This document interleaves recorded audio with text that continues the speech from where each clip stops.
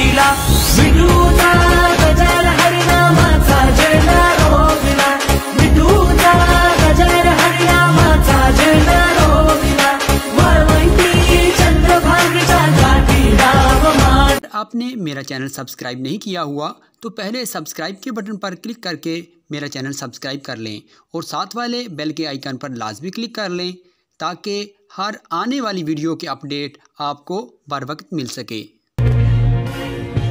तुम्ही म्हणायला लागले आम्ही वैकुंठातले, मग या मूर्तिकामध्ये जन्म घेण्यामागचं प्रयोजन काय आहे? तुकोबरा म्हणजे काहीच नाही, फक्त एकच उद्देश आहे, उपकारासाठी केले हे उपाय येणे विनकाय चारामा। माऊलीसाठी एकदा जोरात टाळी।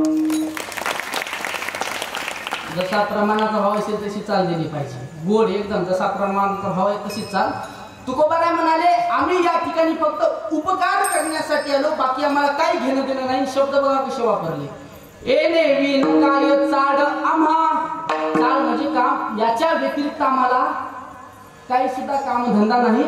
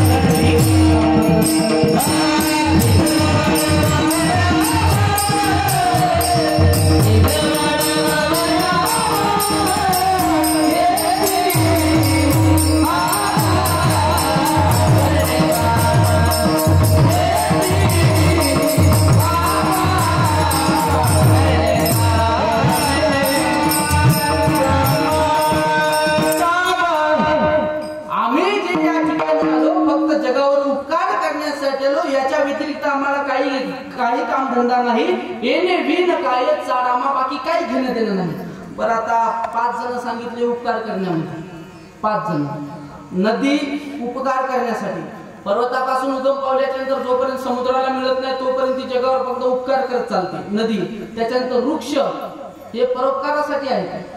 तुम्ही आंब्याच्या झाडाला आंबे आल्यावर खालून एक बोटा मारा की तुम्हाला 2 आंबे देते, उपकार करण्यासाठी नाही। एखाद्या झाडाने तुम्हाला फळ फूल दिलं, निदान ते सावली तरी देते तुम्हाला, हे उपकार करण्यासाठी। त्याच्यानंतर नंबर लागतो तो गायीचा, गाय हे सुद्धा उपकार करण्यासाठी आहे।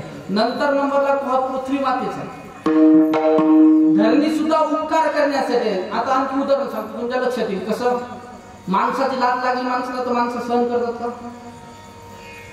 दादा विको कमी करा। माणसाची लात माणसाला लागली तर माणसं सहन करतात का?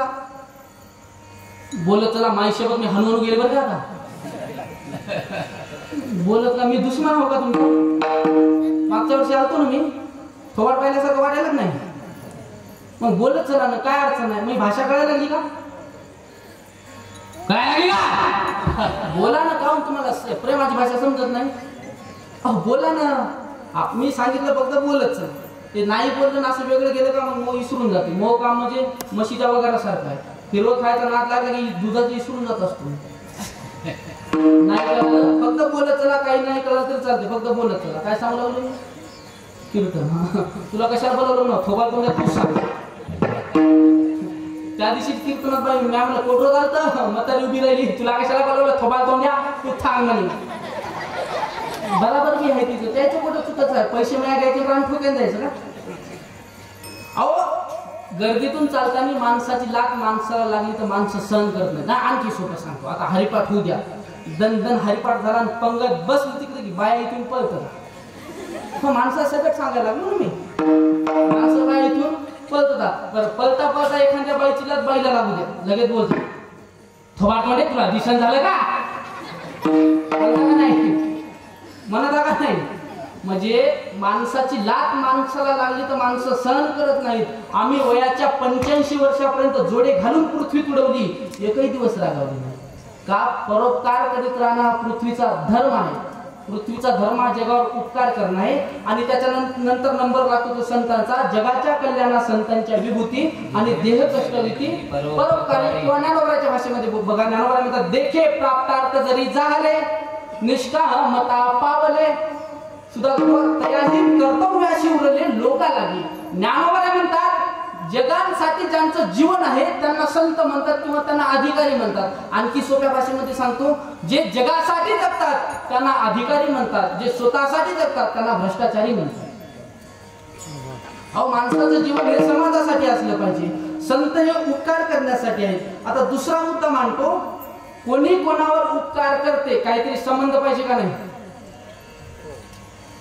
संबंध पाहिजे ना. आता मी या ठिकाणी आलो, काहीतरी संबंध आहे ना. संबंध आहे. नाही येताना मला सप्ते आडवे लागले नाही का? तिथं काऊन गेलो नाही मी? त्यांचा माझा काही संबंध नाही म्हणून मातीला जाणं चांगलं का वाईट? तेव्हा बोलच लागल्या. हा मातीला जाणं कसं? पोरं तुम्ही तरी बोला, पोरं मातीला जाणं चांगलं तिकून मध्ये वाटते. मातीला जाणं चांगलं, मातीला गेलंच पाहिजे. कारण या जीवनातली त्या व्यक्तीची शेवटची भेट आहे. समजा आता तुम्ही कोसमेट वरून हिमायतनगरकडे मातीसाठी निघाले, जाताना तुम्हाला मडे आडवे जात नाहीत का?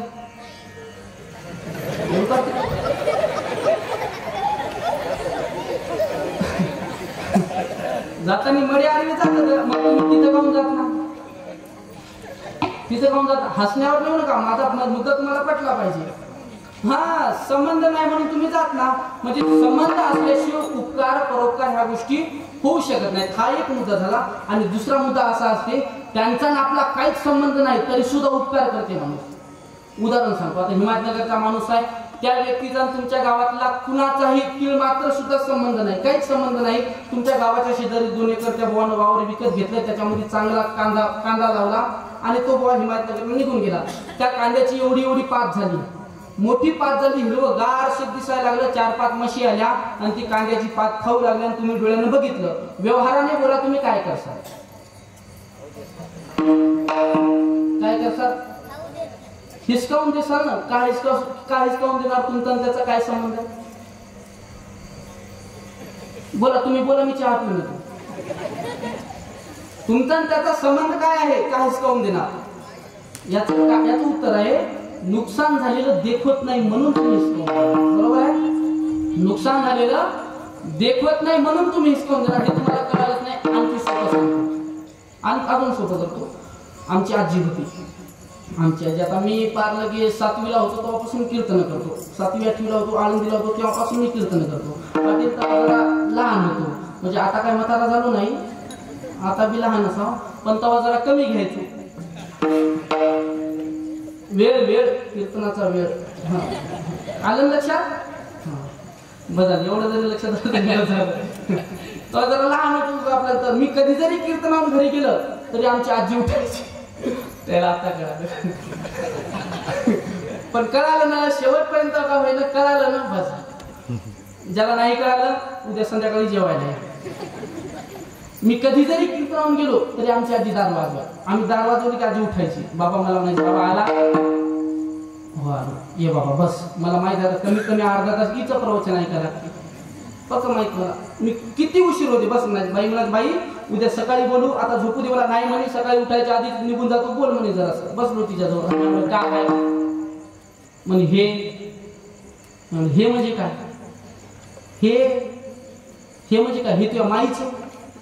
म्हणलं काय? मला मायाचं रोज घरानं करणार माझं रोज. मी म्हणलं काय झालं तिचं? काय झालं? एवढे पोहे त्या बाईने फेकून दिली म्हणून. म्हणलं मग? शेंगदाणे तर मुठीनं टाकायला लागले, तेल तर पाण्यासारखं टाकायला लागलं. रोज घरानं करायची माझं रोज. बिचारी आता वारली, पण रोज घरानं करायची. मी एक दिवस म्हणलं, होय का? म्हणलं तुला करायचं का? तुला ऐका बरं, तुला करायचं काय म्हणलं, तुला आणून द्यायचं आहे का तुला करायचं आहे, करणारी माझी आई आहे, आणून देणारी माझे वडील आहे, तर तुला करायचं काय म्हणलं. ज्या दिवशी तुला चहा नाही भेटला, ज्या दिवशी तुला भाकर नाही भेटली, त्या दिवशी तू मला बोल, मी सांगतो यायला, त्या दिवशी मी सांगतो यायला. तुला प्रॉब्लेम काय आहे म्हणजे, तुला करायचं काय म्हणलं, तुला कर. तू माझ्याजवळ रोज माझ्या आईचं घराणं करतो म्हणलं, तुला करायचं काय. त्यावेळेला माझी आजी म्हणे नाही म्हणे तसं नाही म्हणे, पण माया म्हणे तसं नाही, मग तुला करायचं काय. तू रोज माझ्याजवळ घराणं करते म्हणे, करतो म्हणलं, असंच केलं तसंच केलं, तुला करायचं काय म्हणलं. एक लक्षात ठेवा, मी मया मथारीवर घेऊन इथल्या डंगरायचं सांगायला लागलो, हे बी ध्यानात ठेवा. मला इथल्या मथारीला आणि इथल्या मथारीला सांगायचं आहे, तुम्हाला करायचं काय. हा येऊन जाऊन त्या सुनाचं गाणं करता, तुझ्या बायकोन असंच केलं, तुझ्या बायकोन तसंच केलं, तुला करायचं काय. महाराज मला तळतळायला लावलं, जाऊ तुम्ही तुमच्या लेकरासारखं. हा तुम्हाला करायचं. महाराज काका त्या पोराची कोंडी होती, त्या पोराची होती कोंडी. जर का ते बायकोकडून बोललं का, आई तुला काय करायचं का, तुम्ही पहिल्यापासून अशीच माईक हातामध्ये हलकीच घेते, गली गली जाऊन सविता काकू आमचा पप्या बैल झाला बैल,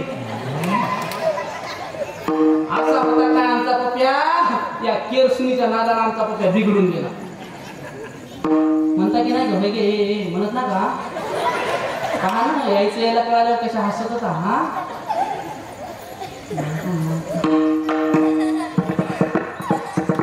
नाही हसण्यावर येऊ नका, जाणकार माणसाने सांगा माझं चुकीचं आहे का, चुकीचं आहे का, तुमच्या पण बोलायला लागलो चुकीचं आहे का. बरं म्हाताऱ्यांनी तुम्ही सांगा माझं चुकीचं आहे का. सुना किती खुश झाल्या, पहा ना सुना म्हणलं म्हाताऱ्या झटकी या पाटील यो मला दरवर्षी बनवीत.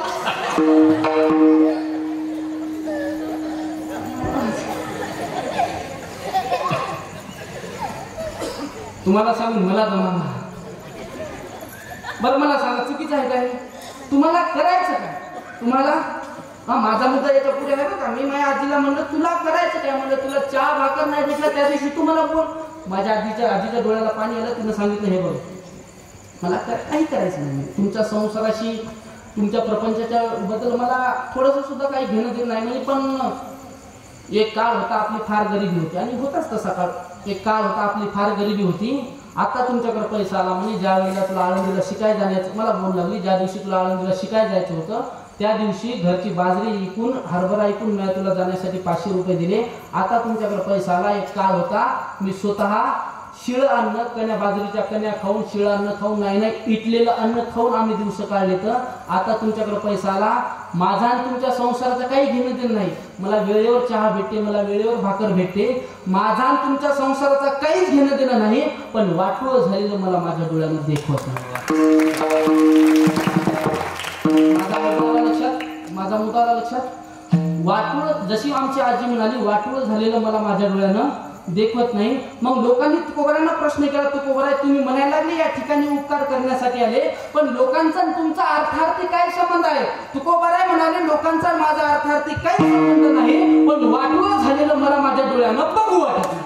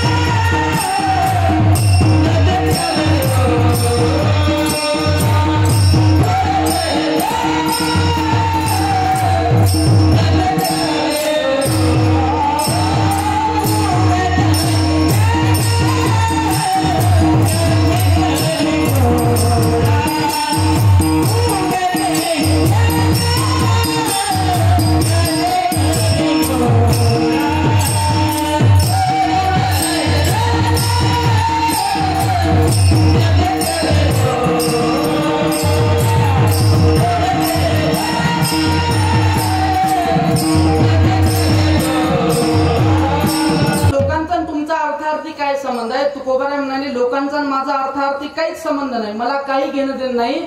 फक्त एवढाच संबंध आहे, वाम मार्गाला चाललेला समाज मला माझ्या डोळ्यानं बघू वाटत नाही, बुडत हे जन न देखवे डोळा. आणि याच गोष्टीमुळं येतो कळवळा म्हणून या की बाबा रे, संत या ठिकाणी आले आणि त्यांनी लोकांवर नजर टाकली तर बघितलं तर समाज चुकीच्या मार्गाला चालला, वाम मार्गाला चालला. ज्ञानोबा म्हणतात विषय विषयाचा परिपाडू, गोड परमार्थ लागे कडू, आणि कडू विषय तो गोडू जीवाशी झाला. ज्ञानोबा म्हणतात संतांनी जगावर नजर टाकली तर बघितलं जग चुकीच्या मार्गाला लागलं, परमार्थ करायचा सोडून दिलं आणि आपलं सर्व आयुष्य पैसा कमवण्यामध्ये घातलं. सर्व आयुष्य पैशाच्या मागे लागलो, विचाराच्या मागे लागलो, नाही त्या गोष्टी कमवायच्या मागे लागलो. आणि एक गोष्ट आणखी लक्ष देऊ नये का, जेवढे लोक पैशाच्या मागे लागले सगळे बर्बाद झाले. तुम्ही मला मग तू का मराय बोंबलं भिडायला का, आहे का नाही? परंतु अनितीनं मिळवलेला जो पैसा आहे तोच माणसाला दुःख देतो. आणि काही श्रीमंत लोकांना फार अशी घमंड असते की आमच्या जवळ पैसा भरपूर आहे, असते ना. एक गोष्ट लक्षात ठेवा, दौलत से आदमी को जो सम्मान मिलता है वो उसका नहीं, उसकी दौलत का होता है.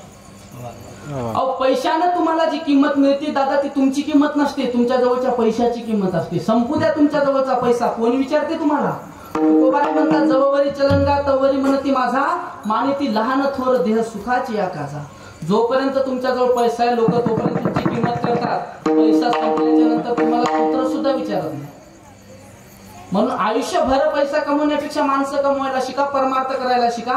आपण परमार्थ करण्यासाठी आलो, संतांनी नजर टाकली, लोक चुकीच्या मार्गाला चालले. आणि याच्यासाठीच आम्ही या ठिकाणी आलो की चुकीच्या मार्गाला चाललेले लोक आम्हाला आमच्या डोळ्यानं बघू वाटत नाही, बुडत हे जन न देखवे डोळा. आणि याच्यामुळे येतो कळवळा म्हणून या. 3 मुद्दे बघू या ठिकाणी सुद्धा आपण. संतांना समाजाची लोकांची अधोगती कधीच सहन होत नाही. कुत्र्याला गती सहन होत नसते. कुत्र पाहिलं का आता गेलेलं, त्या बिचाऱ्याने त्याची जागा धरून ठेवली, त्या बिचाऱ्याने त्याची जागा धरून ठेवली. नो आता सगळेच लोक कीर्तनाला आले का गावातले? काही गरीबी असतील ते दुसऱ्या टोळीचे असतात, ती इथे येऊन म्हणतात, एखादा येते त्याच्यातलं वट्यावरलं, कस काय रे त्या पोराचं कीर्तन होतं, कोणी होतं का? कुत्र नव्हतं, कुत्र येऊन गेलं, तूच नव्हता. कळालं नाही? नसल कळालं तर तुम्ही फाशा घ्या, आता मी घेत नाही. कळालं ना? म्हणजे मी काय सांगलो याच्यावर गेलो ध्यानात. हा, कुत्र्याला गती सहन होत नाही, अजिबात नाही. रात्री मोटरसायकल त्याच्या जवळून जोरात पळवायची, कुत्र मागं लागते का? कुत्र्याला गती सहन होत नाही. माणसाला काका बापू प्रगती सहन होत नाही, कधीच नाही, देखवतच नाही दुसरं चांगलं झालेलं. एखाद्याने बंगला बांधू द्या, आम्ही कौतुकान म्हणतो, वा काय बंगला बांधला, लोकांचे मडके मोडून बांधला. तू मोडून पाय ना, तुला जमतात का बघ की. सोपं आहे का? मोठ्या माणसाला कधीच नाव ठेवायचं नाही, त्याच्या पाठीमागचा संघर्ष बघायचा असतो. आणि एकमेकांवर जळण्यापेक्षा तुम्ही स्पर्धा करा. माझं तर स्वतंत्र मत आहे, तुम्ही एकमेकांवर जळण्यापेक्षा स्पर्धा करा. एखादा व्यक्ती एकरामध्ये 60 टन ऊस घेत असेल तर तुम्ही 70 करा ना. काय टाकायचं ते टाका, खत टाका, काही करा, 70 काढा. किती क्विंटल किती होते हळद एकरी? मैं केली नाही शेती, मैं आवत का हल्ले मी हेच. सोयाबीन समजा 12 क्विंटल होत असेल, 15 काढा ना. एकमेकांवर जळण्यापेक्षा तुम्ही स्पर्धा करा. त्याच्यापैकी एखाद्या मुलाला 90% मार्क पडले तर दुसऱ्यानं 92 कसे पडतात हे बघायचं. त्याची सायकल कशाला पंक्चर करायची. पण आपल्या लोकांना दुसऱ्याचं चांगलं झालेलं अजिबात देखवत नाही, कसंच देखवत नाही. उदाहरण सांगतो तुमच्या लक्षात येईल. आणि पण लक्षात ठेवा, दुसऱ्याचं वाईट होईल असा विचार जरी केला आपण, आता म्हणतो ना याचं वाटोळ व्हायला पाहिजे, आधी आपली कुपाटी लागत असते. 100% आधी आपली कुपाटी लागणार. दुसऱ्यासाठी खणलेला जो खड्डा राहतो त्याच्यामध्ये सुरुवातीला आपण पडण्याचे 99% चान्सेस असतात. म्हणून कधी दुसऱ्याचं वाईट होईल असा विचार करायचा नाही. आणि जर का केलाच 100% आधी आपली देव कुपाटी लावणार आहे. 100%. मी उमरखेला राहत असतो, जास्त गावात राहत नाही, किंमतच नाही ना. चालत उमरखेला राहत असतो. सकाळी एक जण आलो, सकाळी खालून जावा दिला. त्या मित्रांनो, महाराज आहे का महाराज? ते आलं माहिती, दादा कोणीतरी आलं ना, अरे तुरेच बोलायला लागलं. मी म्हणलं नक्की गावातलं असं? येरे आपल्याला कोणी अरे तुरे बोलत नाही, म्हणून नक्की गावातलं असं. मी बघितलं, दादा होता आमचा. मी म्हणलं दादा सकाळी कस काय रा? आलो, मी पायाजवळ बसलो, बारीक तोंड गेलो. तुला नारायण माहिती आहे का? म्हणून कोणता नारायण? ते आपल्या धुऱ्याच्या वरून त्याचा धुरा आहे. मी म्हणलं हां त्याचं काय झालं? एवढं बारीक तोंड करून बोलू लागलं. मला वाटलं 100% ते तुम्ही बी जाण्यावरच बसले. 100% ते गेलं. मी म्हणलं दादा एवढा बारीक तोंड करून तू सांगायला लागला. म्हणलं नेमकं झालं काय? बोर घेतला म्हणे त्यानं. काय म्हणतात मारला का घेतला? बोर मारला म्हणे त्यानं.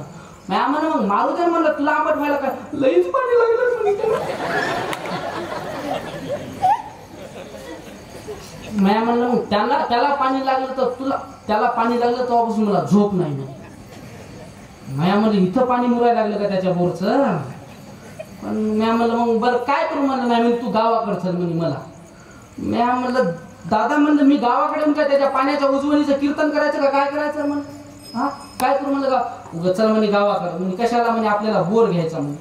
आपल्याला बी बोर मारायचं. मी म्हणलं मारणं. म्हणलं मग मी कशाला? तू पाणी सांग म्हणे मला पाणी कळत असते दादा. मला पाणी कळते त्याच्यातलं. मला पाणी कळलं असतं पाटील मी कीर्तन केले असते. हा नारळ घेऊन हिंडलो असतो मी सगळीकडे.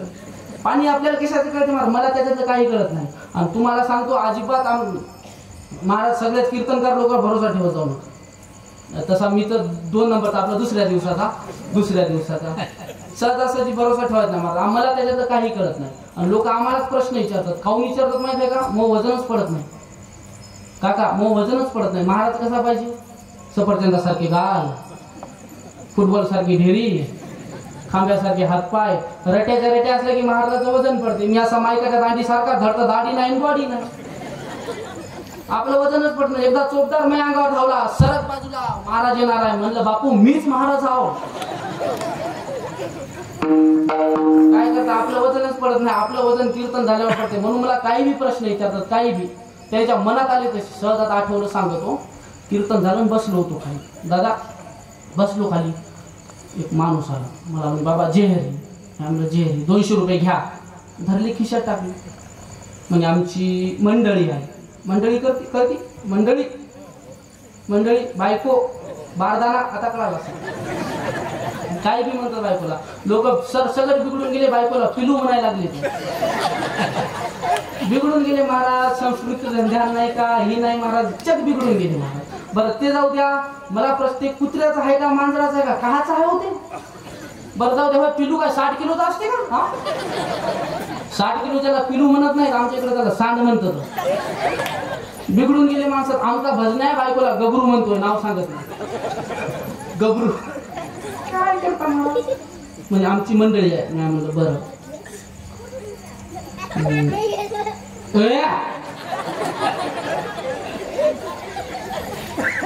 पाया पडलं. म्हणजे जेहरी महाराज. म्हणलं जेहरी 200 रुपये घ्या. म्हणलं द्या. म्हणजे आमची बायको आहे.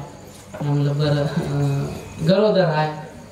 म्हणलं बरं तुम्हाला 200 दिले. म्हणलं हो. म्हणलं सांगा म्हणजे मग पोरग होईल का पोरगी? मला कळत असते दादा ते. मला कळते. नंतर माझ्या लक्षात आलं काका 200 सोनोग्राफीचे होतं म्हणून. पण नंतर कळून उपयोग काय आहे? आता मी म्हणलं खिशात टाकले. मला बाहेर काढू वाटत नाही. आता मी म्हणलं नाही सांगा तर पैसे वापस घेते. एक तास आहे का? आणि ते कोणाला कळते माहिती आहे का? आपल्याला त्याच्यातलं काही कळत नाही. ते कोणाला कळते? जुन्या काळामध्ये माणसं भगवे कपडे घालून यायचे गावात जुन्या काळामध्ये. आणि मग त्याच्यात ते स्वर त्याची ती चाललंय भारी राहते. आणि मच्छिंद्रनाथ गोरक्षनाथ बाबा जन्मले उकंड्यात वांग वांग वांग वांग. त्याला कळत येते. त्याला आपल्या मला त्याच्यातलं काहीच कळत नाही. मग ते लय भारी बोलत. मग आपल्या बाया सुपात धान्य देणार. बाबा चहा घ्या. बाबा धान्य घ्या. बाबा कोणाचं घेत नाहीत. नाही अंगाला राख लावली बैरागी घालून आपण त्यातला भिक्षा मागण्यासाठी हिंडत नाही. बाबा गाणगापूरला चालला. मनातली गोष्ट तुला सांगतो. काळा कपडा कधी घालू नको. आमुषेला पौर्णिमेला कमरत दुखतं तुझ्या. लग्न झालं तेव्हापासून तू तो नवऱ्याचं पटत नाही. बाई म्हणली मनातलं बोलला. 4-6 वर्ष झाली कोण्या बाईला म्हणते. बाई म्हणते खरं आहे बाबा चहा घ्या. बाबा दूध घ्या. बाबा कोणाचं काहीच घेत नाहीत. माय तुला द्यायचंच असेल तर 4-5 किलो तांदूळ दे. बाबा आता नदीकडे चालले. कशाला मनान मासोळा मी भूत घेतलं का सगळं तेवढं तरी म्हणा. तेवढं तरी म्हणा. त्याला कळत आपल्याला त्याच्यातलं काय कळायला संदीप बुवा? आणि मला सांगा, मला जर का ते कळायला असतं तर मी कीर्तन बंद केले असते. सुरदा नारळ 200 पोरग, नारळ 200 पोरग, 200 पोरग 100ला पोरगी, 200 पोरग 100ला पोरगी.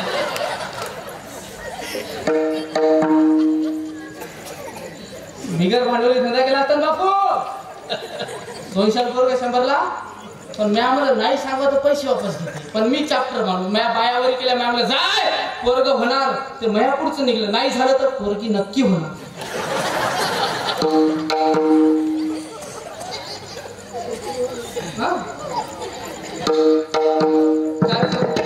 हसा हसा काही बाहेर हसताच येते. असं हसायला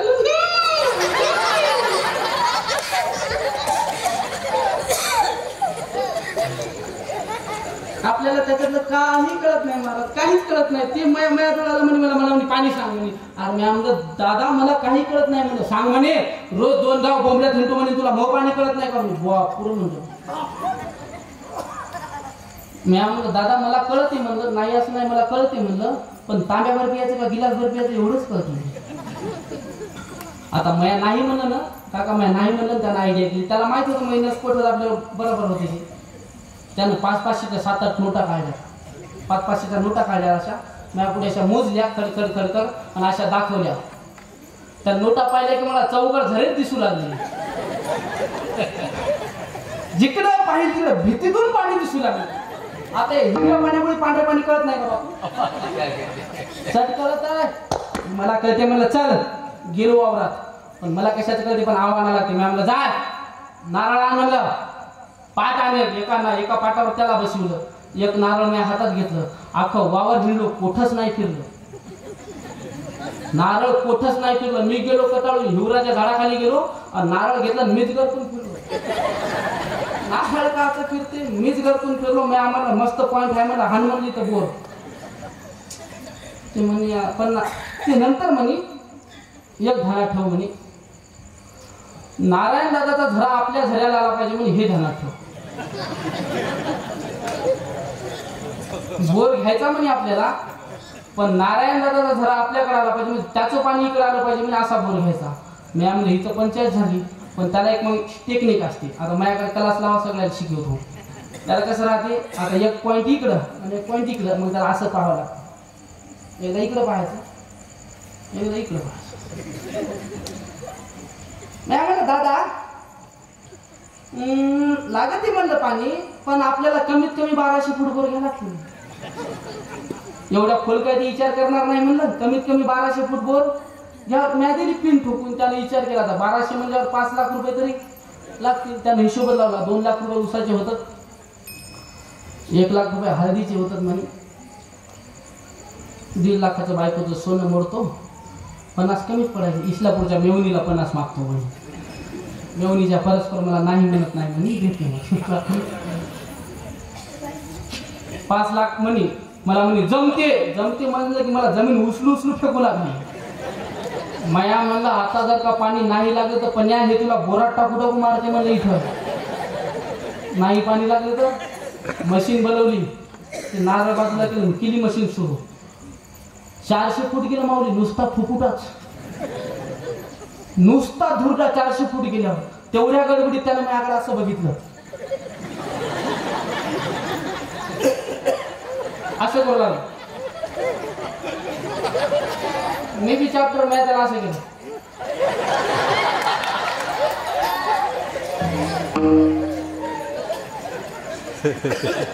मया म्हणलं दमधर म्हणलं, दमाला फळ राहते, दमाला फळ राहते म्हणलं, दमधर म्हणलं.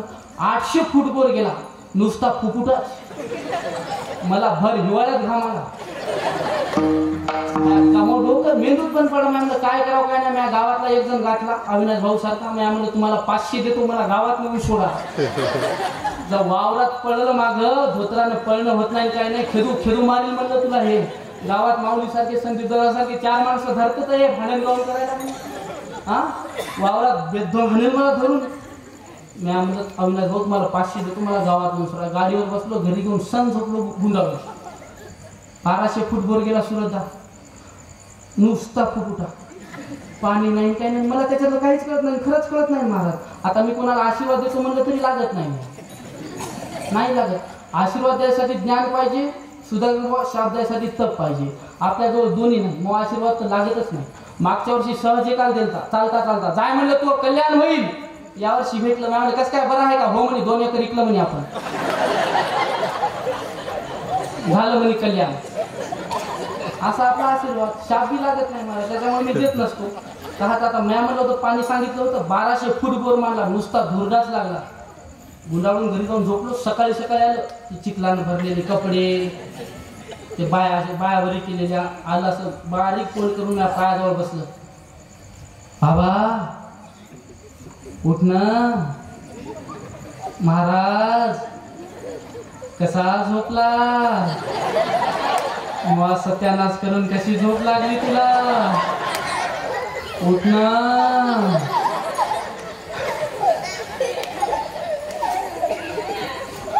मी अशी रग केली. मी म्हणलं बघू द्या उजड आहे का? उजड म्हणलं आहे तर माणसं धराय भांडण लागली तर. मी उठलो. मी म्हणलं तात्या आधी आंघोळ करतो, देवपूजा, मग तुझ्या पाण्याची पूजा. मेल्या म्हणे नुसता फुफुटा लागला म्हणे तू सत्यानाश होईल. मी म्हणलं माऊली मग जेव्हा व्हायचा तेव्हा होऊ दे. मी आता तो आजच झाला. रामकृष्ण. मनामध्ये जरी आला विचार दुसऱ्यात हसायले का? बापूच होते काय? मनामध्ये जरी विचार आला दुसऱ्याचं वाईट होईल असा विचार जरी केला तरी आधी आपली कुपाटी लागते. इथं सुट्टी कोणालाच नाही. ज्यानं कर्म चुकीचं केलं त्याला फळ भोगायचं आहे. जैसे ज्याचे कर्म तैसे फळ देतो ईश्वर. आणि सत्कार्यामध्ये तर कधीच विरोध करायचा नाही. सत्कार्यामध्ये तर कधीच विरोध करायचा नाही. आता तुम्ही या ठिकाणी सप्ताह चालू आहे, तुम्हाला जर का काही देणं होत असेल तर द्या, नाही तर देऊ नका, काही अडचण नाही. पण या ठिकाणी जर का विरोध करायचा प्रयत्न केला, जे माणसं करायला लागले त्याच्यावर जर जळायचा प्रयत्न केला तर या ठिकाणी मोठ्याचं उदाहरण आहे. भागवतामध्ये सांगितलं, आड आला म्हणून फोडीला डोळ्यान बळीने आंधळा शुक्र केला. बळी राजा ध्यान करू लागला. शुक्राचार्य आडवे आले, त्या झरणीमध्ये जाऊन बसले होते. गवतानं डोळा फुटला शुक्राचार्याचा. सत्कार्यामध्ये कधीच विरोध करायचा नाही. चांगल्या माणसाला सुद्धा विरोध करायचा नाही. विनाकारण दुसऱ्यावर जळायचं नाही. दुसऱ्याचं वाईट होईल विचार केला 100% आधी आपली कुपाटी लागल्याशिवाय राहत नाही. म्हणजे मी हे सांगू लागलो, माणसाला प्रगती सहन होत नाही. देखवतच नाही दुसऱ्याचं चांगलं झालेलं, पण आपल्या अंतःकरणामध्ये चुकून सुद्धा पाप येऊ द्यायचे नाही दुसऱ्याबद्दल. आणि संतांना अधोगती सहन होत नाही. कुत्र्याला गती, माणसाला प्रगती, संतांना अधोगती कधीच सहन होत नाही. पण काही लोक तुकोबाराजवळ गेले. तुकोबार आता 2 बोलणारे राहतातच माणसं. आता किती बी चांगलं कीर्तन करू दे, इथं महाराज, तिथं गेले की त्याला इशय करत नाही म्हणतात लोक. कुणाला बी नावच ठेवत मला, कुणाला बी. आता किती बी चांगलं गायन करा त्याला स्वर कळत नाही. किती बी चांगलं वाजवा त्याला ताल कळत नाही. काका किती बी चांगलं कीर्तन करा त्याला इशय कळत नाही. मग तुला काय कळतंय ते सांग, आम्ही सगळे जाऊन सडकावर जीव देतो. कुणाला बी नावं ठेवायची का? विनाकारण कुणालाच नाव ठेवायचं नाही. तुकोबाराच्या काळामध्ये सुद्धा तसे लोक होते. म्हणले काहाचं म्हणले उपकार करण्यासाठी आल्यानं चुकीचं कामं करू नका ना, आम्हाला सहन होत नाही बोलायला लागलं. काहाचं 2-2 बायका केल्या. तुकाराम महाराज 2 बायका ना, 2-2 बायका केल्या म्हणे. तुकोबाराय म्हणाले तुम्ही आता मला काही म्हणा, तुम्ही आता मला काही म्हणा, ज्या वेळेला मी निघून जाईल माझ्या कर्माचा हिशोब होईल तेव्हा तर कळलं ना. आणि पक्क ध्यानात ठेवा, प्रत्येक व्यक्तीच्या कर्माचा हिशोब एक ना एक दिवस होणार. आपण या ठिकाणाहून निघून गेलो प्रत्येकाच्या कर्माचा हिशोब एक ना एक दिवस होणार आहे. प्रत्येकाच्या. आपण निघून गेल्याच्या नंतर आपल्यासोबत आपला पैसा येत नाही, आपली बायको येत नाही, कोणी येत नाही. ज्याचं त्याचं कर्म सोबत येते महाराज, ज्याचं त्याचं. अहो रावणाकडे एवढी श्रीमंती होती, त्याच्यासोबत त्याचं काय आलं? काही झालं नाही. आणि त्याचं एवढं आपल्याजवळ आहे का? आपल्याजवळ काय आहे महाराज? 2 म्हशी, 2-4 एकर जमीन, 2 लेकरं आणि 1 चिपट्या डोळ्याची बायको. याच्या पुढे काय आहे? अहो रावणाकडे किती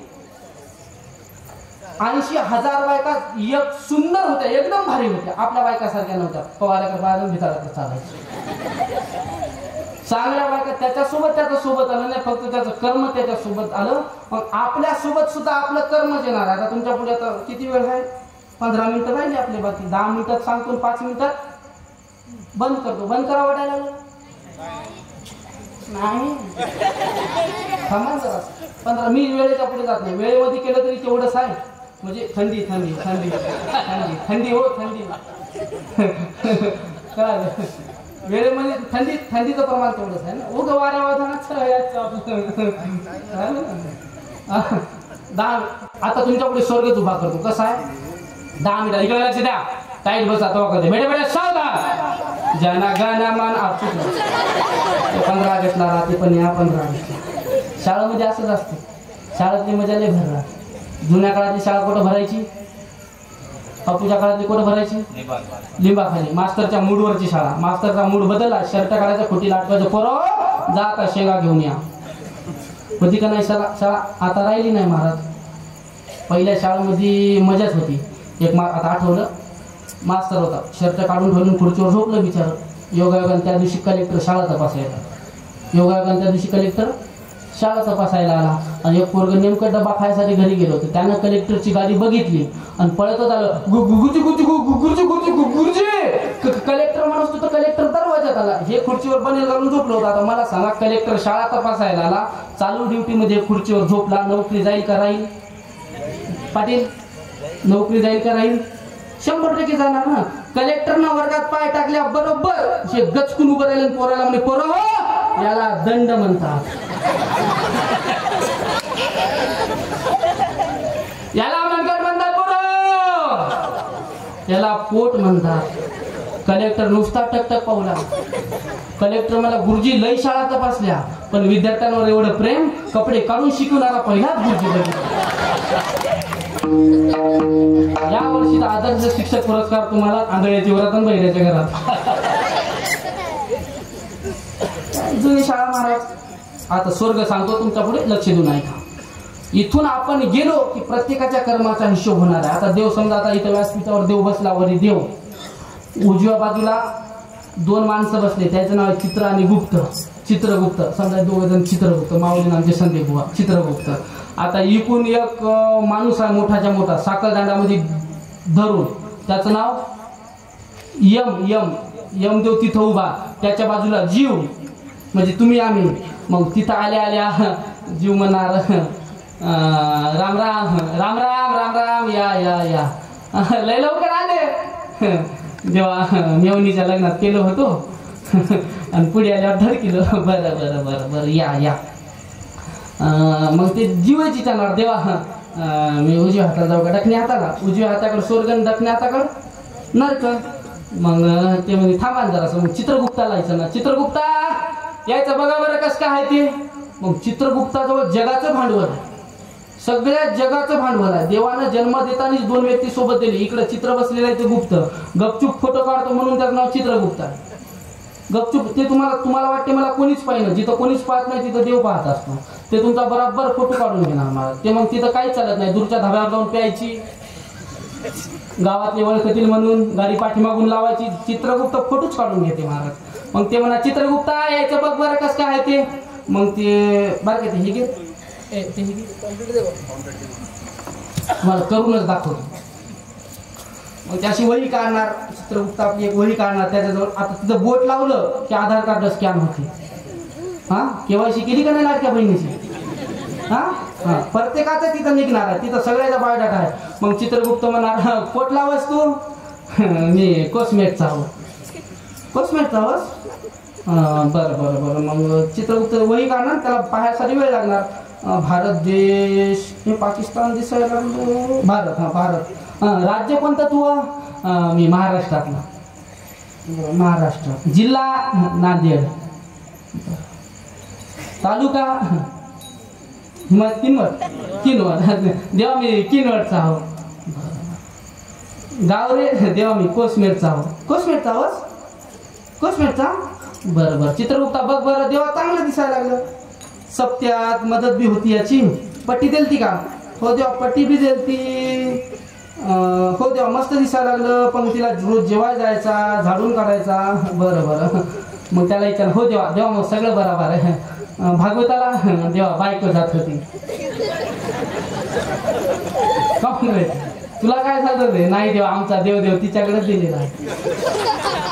बरं बरं बरं बरं बरं. देवा याचं सगळं मस्त दिसायला लागलं पण काला झाल्यावर अंग ताटलं म्हणून पेला होता. याला नरकात घाल रे.